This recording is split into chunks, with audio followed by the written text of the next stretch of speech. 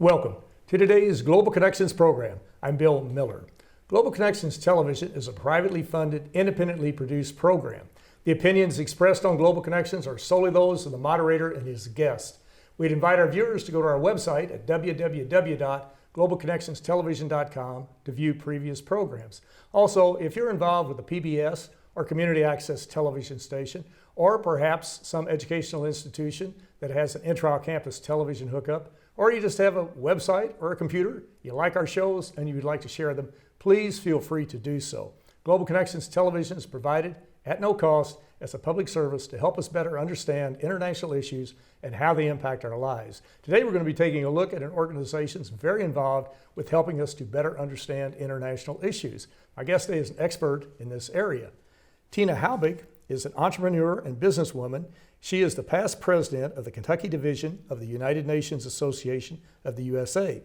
Ms. Halbig is also past president of the Kentucky League of Women Voters. Teena, welcome to today's Global Connections program. Glad to be with you. We're doing it again, right? We did this right. 6 years ago, 7 years ago, I guess, talking about right. CEDAW, which we'll get into in just a moment. But let's very briefly just describe UNA USA, United Nations Association of the USA. What is its main mission?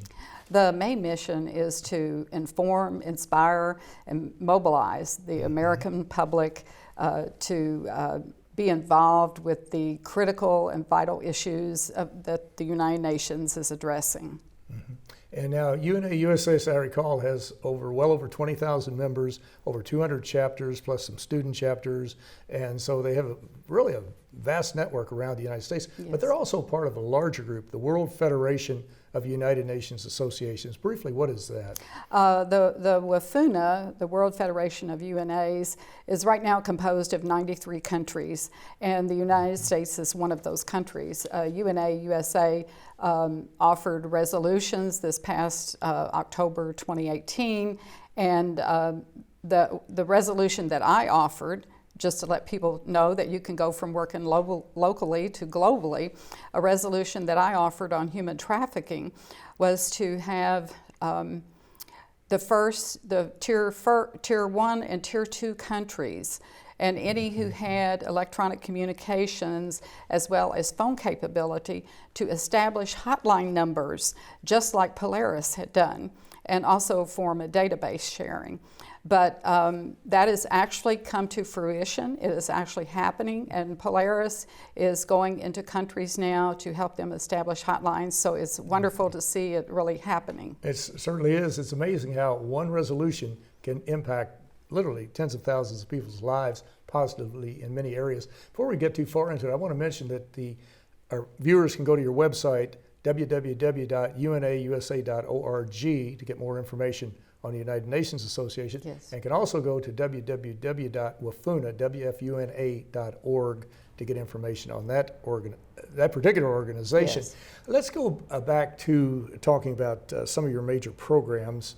I know you have two major meetings each year. Yes. One is in February, which is a Global Engagement Summit, I think, and then the other in June in Washington. Well, the one in February is at the United Nations yes. in New York. The one in DC is the June meeting. What is the purpose of the Global Engagement session in New York?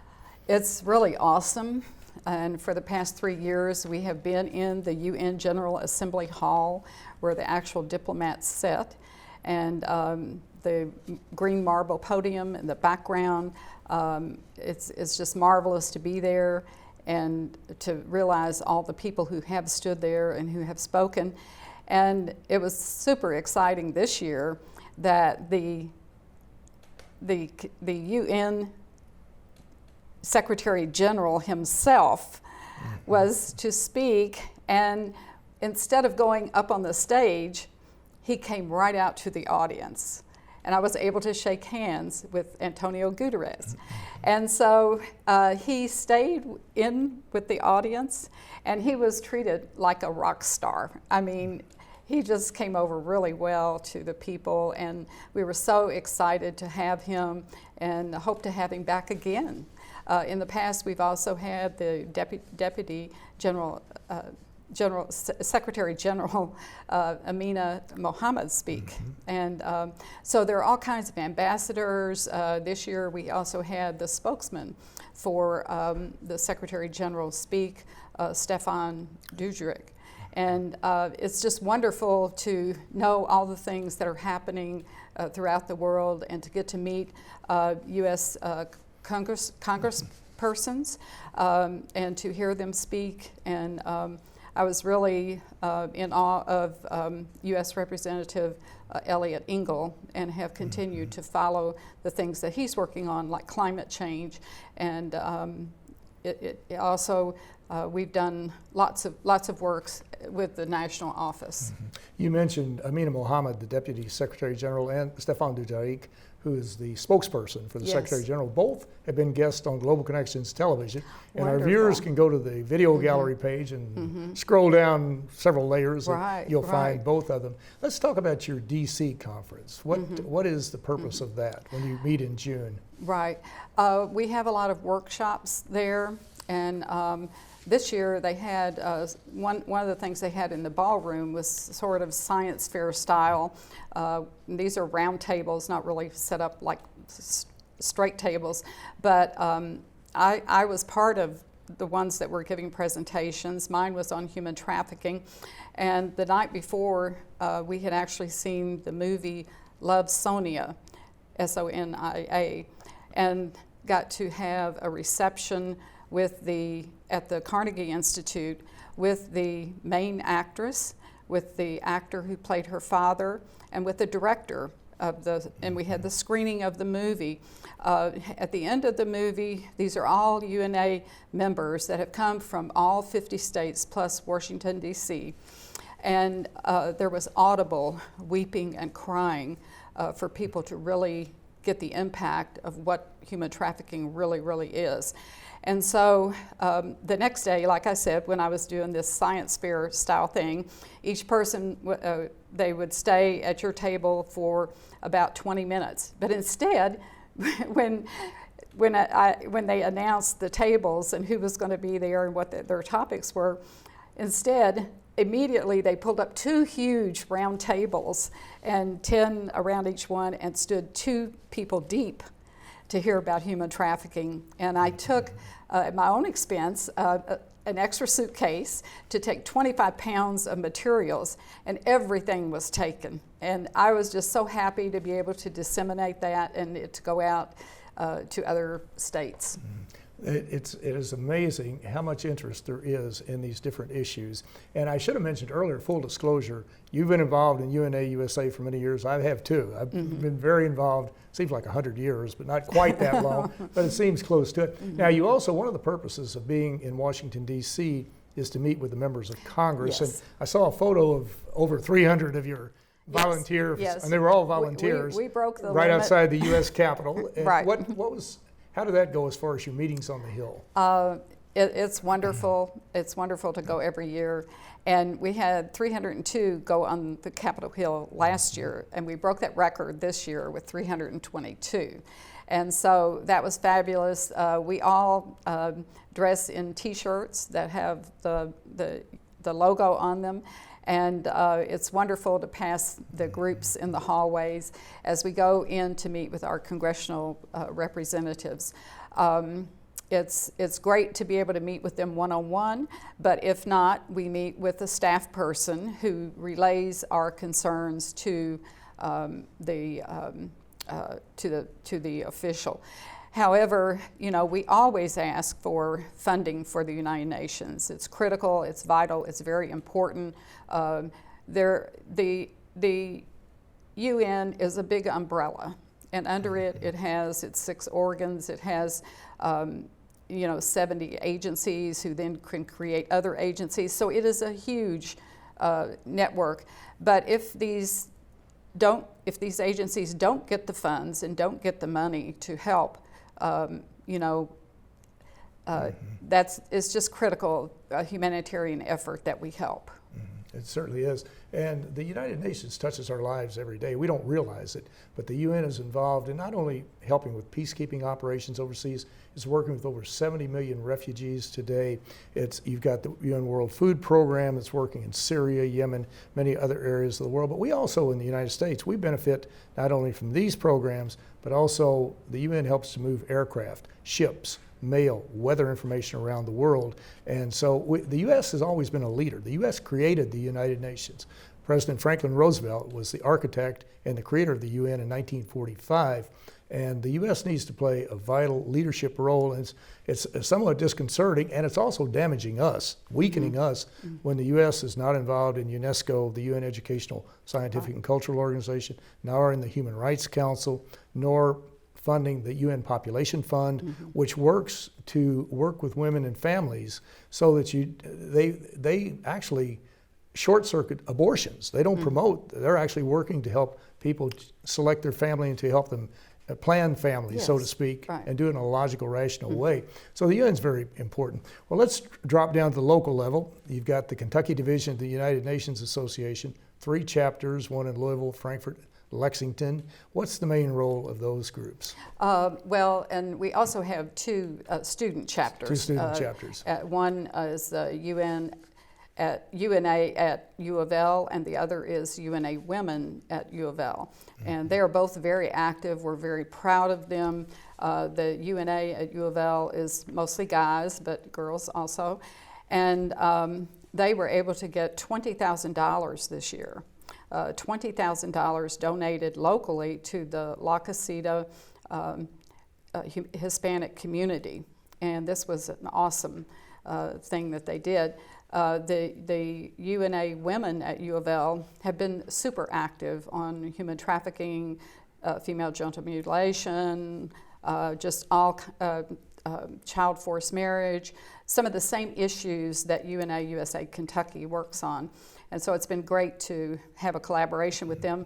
The UNA women also allow guys, and so it has been a real camaraderie and worked out super well. But the other organizations, UNA Frankfort, Lexington Bluegrass, and Louisville, are free to work on any programs that they want. But we do coalesce and come together with several meetings that we hold each year, the annual meeting and the UN Day. And UN Day, October 24th, is so close to Human Rights Day on December the 10th that we decided to merge them this year and hold just the one big meeting for that. You have a major meeting on human trafficking, but our viewers can go to your website, unausaky.org, yes, to get more information on that particular program. We'll come back to human trafficking in a minute, but I did want to mention something that took place in Louisville. Louisville being the largest city in Kentucky with a little over 1 million population, I guess, and in a state of about 4.4 million people. But you have had a situation where Louisville became a CEDAW city. CEDAW, which is the Convention for the Elimination of All Forms of Discrimination Against Women.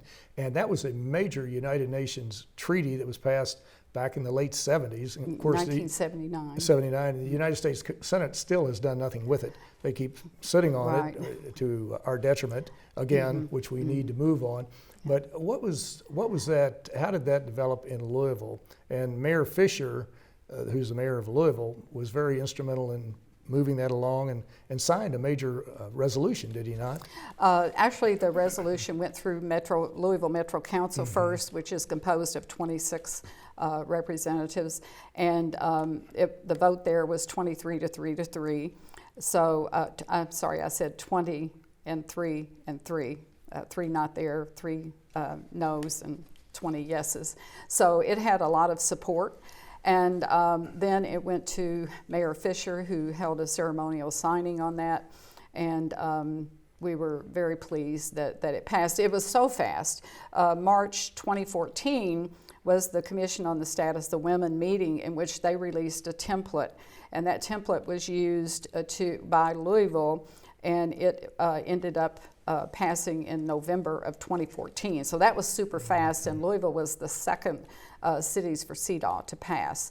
Now we went on as UNA USA Kentucky to have states for CEDAW. And it took 2 years, an effort with House Resolution 91, and the second year came in as House Resolution 6, carried by State Representative Jim Wayne. And we had a big discussion on the House floor, and but we were super happy that we were the first in the United States to have state legislation passed on CEDAW. Mm-hmm. And our viewers on that can go to citiesforcedaw.org and get more information. Well, I mentioned a minute ago, there's so much going on at the United Nations. One thing that came out of the Human Rights Council, I guess it was the Universal Periodic Review. And the purpose of that is to focus attention on all 193 countries that are in the United Nations and to review how well they're doing in the area of human rights and other areas. How does that tie into what you're doing at the local level as far as utilizing or participating in a UN program? Well, the National UNA USA has participated in 2011 and 2014 and sent in shadow reports that are like 5 pages of topics and recommendations or bullets and short statements about the particular topic. But we were allowed this year to weigh in with our own reports. And so we've not all, but 25 chapters agreed that they wanted to hold universal periodic reviews. The reason we do this is because this is a review coming up May 2020 of the United States for its human rights. And so it's very important that people weigh in on that to say whether it's climate change or human trafficking or if it's labor or whatever issue they have, that they weigh into that. And the reason it's so important is because it's going to be seen by many, many eyes at very, very high levels, including UN diplomats, the UN Human Rights Council, the UN Human Rights Office. There are just several that will the U.S. Department of State, if I didn't say that one before. But all of these will be able to see this, and even if it is not chosen to put forward during the meeting with the United States, there's the possibility that someone that saw that will want to work on it. So it's very important, and we've taken this task, to heart, to know that it's very important that we do this. What the United States is doing right, what it's doing wrong, what we think it should be done. It's very important to put those issues forward. Mm-hmm. And of course, that's one of the roles of the United Nations. It's not only to bring all the countries of the world together to deal with human trafficking, to deal with illegal drugs, to help bring peace to very warlike areas, to promote economic and social development, promote international trade, but also to look at human rights and to see how well we're doing in these different areas. And that was really a very monumental event that came out of the Human Rights Council. And the Human Rights Council was created in 2005, I believe, in a special session of the UN General Assembly. So that is extremely important, and every country has to do it. Right, you don't get out of it. They agreed to do it. Yes, that's right. They all voted to do it. They would do it. That's right. So it is something that goes on, and it will repeat itself again for the United States in 3 more years. Exactly, they do it in a cyclical arrangement, right? Well, one other event before we run out of time that came out in 2015, I guess it was, started in 2016, are the Sustainable Development Goals. Yes. 17 logical, quantifiable, practical goals to eliminate poverty by 2030, to eliminate hunger by 2030, to combat climate change, which is really our #1 problem, as I see it anyway, and a lot of people seem to agree with that. But what are the Sustainable Development Goals? What do they mean to you, to UNA, and to your chapters? Well, they're really important. We started off in 2000 to 2015 with 8 Millennium Development Goals, and then worked on those. And what they found from the first batch is that more funds went to those particular issues, and that they were able to make a difference, that they could tell that they had halved maternal deaths, that they had done certain things and reached certain milestones. So then went into deliberation again, And from the Sustainable Development Goals, sometimes called the Global Goals, came into being because about 70 countries worked for a long time on those. We worked on them, UNA USA also worked on them. And out of that came the 2015 to 2030 Sustainable Development Goals. Those are important because as UNA USA, we can focus. If we want to focus on women, Sustainable Development Goal number 5, to empower women and to help there, then we can focus on that. Sometimes there's overlap, like Sustainable Development Goal number 4 is for education, and of course that's also involved with women. So, but they're very important, and like I said, certain resources are focused to help these issues. Mm-hmm. And these are practical goals, and they can be achieved. There's no doubt about it. And there's some we're moving forward on, some we're losing ground on right now. But it's up to the individual countries, the governments, and the private sector. And of course, the private sector has been very involved in many of these goals, especially in the area of climate change, empowering women and girls, that type of thing. So they've been very actively involved. And but we need to mobilize everybody. And we're all in groups that are working on them. If you're a member of Rotary International or Lions International, whatever, those groups, faith-based groups, environmental groups, labor unions, the private sector, all are involved in helping to achieve these goals. Right, right. We really appreciate the work with Rotary also. Yeah, Rotary's been very involved in this. So you mentioned Rotary, and I'm a Rotarian too, full disclosure. And of course, Rotary is one of your co-sponsors on your human trafficking UN Day program in Louisville. And of course, Rotary has played a key role at the United Nations for years and years, and was one of the founders of the United Nations in 1945.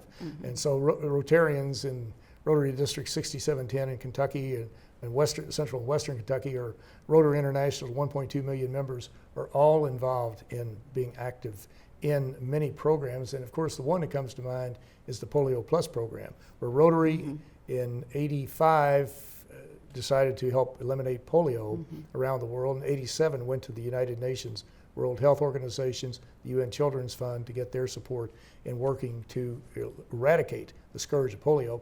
And of course, that is what's on the horizon right now. We're just that close to doing it, and we'll do it very shortly. Well, in the last couple of minutes we have, what do you see as the most important thing for people who are watching our show tonight, for United Nations Association members? Would you like people to join UNA USA? I certainly would. Well, I would tell love us why. it. I would love okay. it. And you know, you could be a part of this. You can be a part of making changes locally. You could be a part of making changes nationally and globally. It's a wonderful organization. There are a lot of young people involved in it as well. And we just are able to look at an array of issues and pick things that we're passionate about and work on those. We have wonderful personnel in the office, wonderful staff, wonderful support system. If we don't know something and we need an answer, we can get it. But yes, if you would please consider joining. Students can join for free up to the age of 26. You simply go online to www.unausa.org/join.